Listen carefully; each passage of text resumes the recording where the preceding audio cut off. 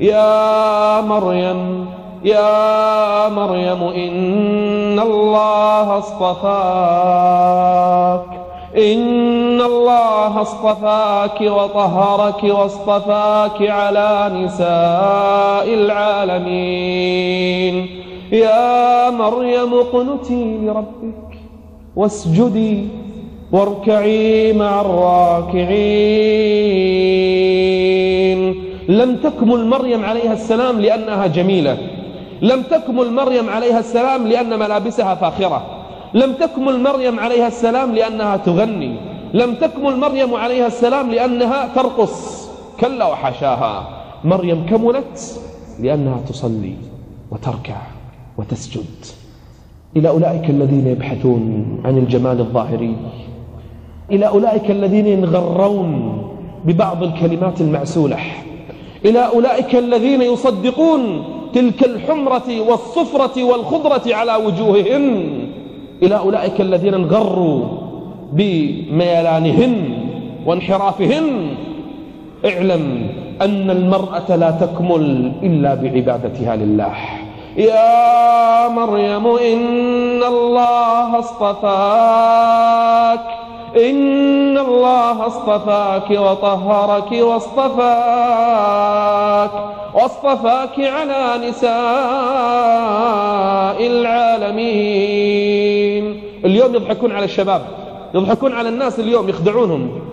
إذا عجبتك واحدة منهم ارسل مسج، ارسل رسالة ورشحها علشان تفوز، تكون النجمة في ستار أكاديمي.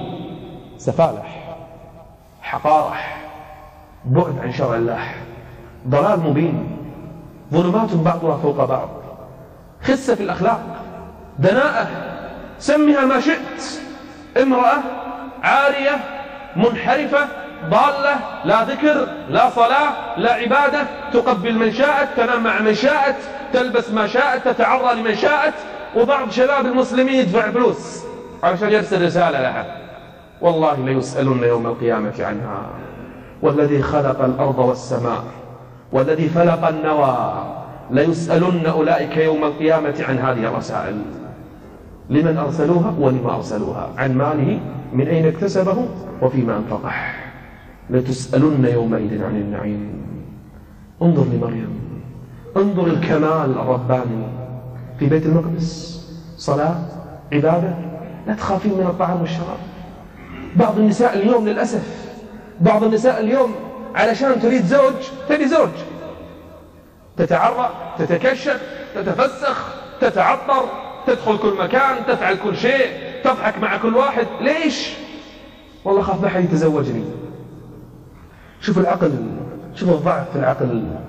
مريم حتى الطعام والشراب الله تكفله بها، الله تكفل لها بالطعام والشراب وهي جالسة في بيت المقدس، وصارت خير نساء الدنيا وسيدة نساء العالمين. مريم سمى الله عز وجل سورة بأكملها باسمها، بشرها الرب. ذهب زكريا عليه السلام فرحا بأن الله عز وجل سيرزقه الولد في يوم من الأيام، ومريم العذراء قد خرجت من بيت المقدس تقضي حاجة لها، فإذا بها بالطريق ترى رجلا. من هذا الرجل؟ لأول مرة يصادفها رجل غريب. الذي يكفلها زكريا، لا تكلم أحد، لا يكلمها أحد، لكن ما بال الرجل يتعرض لها؟ تعرض لمن؟ مريم ابنة عمران، تلك الأسرة الصالحة، الفتاة العابدة الذي يكفلها نبي الله زكريا. من يجرؤ على أن يكلمها؟ مرأة صالحة النقية لا يتجرأ أحد لها، لكن من رخصت في نفسها ومن تبذلت تعرض الناس لها. فإذا بها ترى رجلا من بعيد يتعرض لها، فتوقفت له، فإذا بها تقول: قالت إني أعوذ بالرحمن. مباشرة تذكرت الله: إني أعوذ بالرحمن منك إن كنت تقيا. فإذا به جبريل سيد الملائكة. تعرف من جبريل؟ أعظم الملائكة. جبريل ما ينزل لأي شيء، جبريل أمين الوحي، جبريل له مهام خاصة ليس كالملائكة. جبريل أرسله الرب عز وجل يدمر قرية لوط، فحمل القرية بطرف جناحه، طرف الجناح، حمل القرية إلى السماء ثم قلب القرية رأسا على عقب. هذا جبريل رآه النبي له 600 جناح، 600 جناح، كل جناح يغطي الأفق. هذا جبريل رآها، فلما استعاذت بالله منه فإذا به يقول قال إنما أنا رسول ربك، أنا ملك من الله لأهب لك غلاما زكيا، سوف يكون من نسلك غلام طاهر مؤمن تقي زكي نبي من الأنبياء، سوف يخرج من صلبك يا مريم نبي من أنبياء الله عز وجل. لو أي امرأة يبشرها الملك بهذا ألا تفرح؟ أي امرأة يبشرها ملك بهذا تفرح، إلا مريم. مريم غير، مريم غير النساء، مريم الكاملة ما فرحت. ليش ما تفرحين يا مريم؟ من نسلك يخرج نبي، ما فرحت، حزنت. الله أكبر. هل يحزن الإنسان لهذا؟ نعم، مريم تحزن لهذا. ليش؟ قالت أنى يكون لي غلام. ما فكرت نبي يكون ولدي، لا، فكرت بشيء ثاني، فكرت بالعفة، فكرت بالسمعة، فكرت بالكرامة، فكرت بالعرض.